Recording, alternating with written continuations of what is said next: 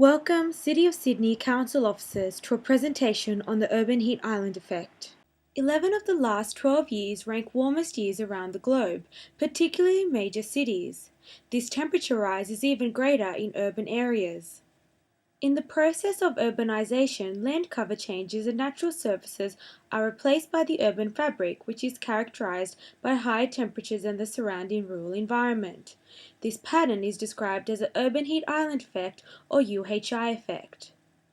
So what is the cause of the UHI effect? There are four key causes: urban cover and surface materials, which affects heat absorption; the urban landscape; urban metabolism and human-made waste from indoor air conditioning and motorized transportation; and urban geometry, which affects shadow and wind patterns.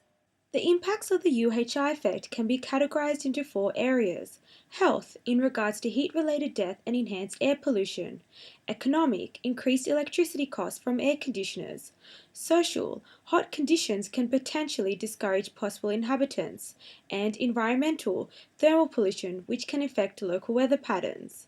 With all these consequences, it is important we learn to control the development of UHIs.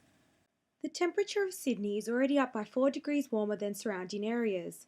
Due to its post-19th century urban development and subtropical climate, City of Sydney is facing an increasing UHI effect.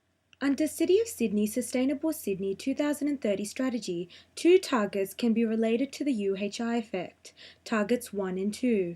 The City of Sydney has identified that the UHI effect is an issue in their local government area and has installed monitoring systems in Chippendale and Redfern to measure this effect. However, more work needs to be done on best practice mitigation and adaptation methods that are cost-effective and environmentally benign. As such, this presentation will seek to answer this research question. Urban heat islands are experienced differently by cities around the world, so approaches to tackling the problem vary widely. Sydney falls within a subtropical climate. Case studies relating to this type of climate have been under-researched. However, there are a number of case studies with similar climates that demonstrate best practice approaches to UHI mitigation and adaptation. Singapore is one such example. Today, Singapore is arguably the world's best example of a biophilic city, whereby natural elements are integrated into the built environment. It has faced the challenge of finding a balance between development and the UHI effect. The green canopy of Singapore cover has increased by 20% despite a 70% increase in population. In order to assist building owners and developers in the early phase of adopting green roofs and walls, the Singapore government established a sky-high greening initiative. To date, 55 buildings have been granted subsidies under this scheme.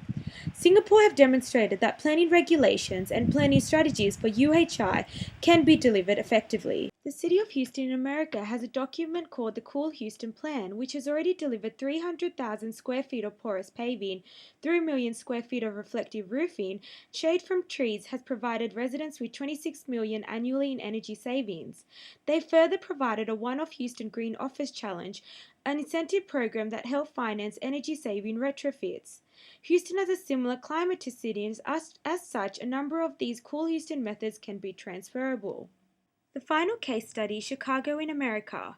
Though this case study falls under a different climate to Sydney, it is one of the leading cities regarding adaptation measures to the UHI effect. Chicago has built a green roof on its city hall where citizens can easily see that their local government is dedicated to energy efficiency and tax dollar savings. Chicago's City Hall rooftop garden saves the city over $3,500 in annual energy costs. Chicago has established Green and Roof, Cool Roof grant programs. Communities have also allowed density bonuses for construction that adopts mitigation strategies. So far, they have 700 green roof projects that are in various stages of development. Chicago has also begun a Green Alley initiative that encourages use of porous paving wherever an alley needs to be repaved. So far, 46 alleys have been renovated.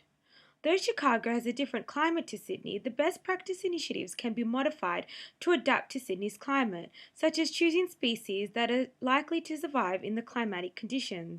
Recommended action plan for City of Sydney can utilise best practice examples from the examples provided and existing literature on the subject. Light-coloured roofing. There is already a lean towards light-coloured roofing in Basics. This should be strengthened, and development codes should be adjusted to favour their use.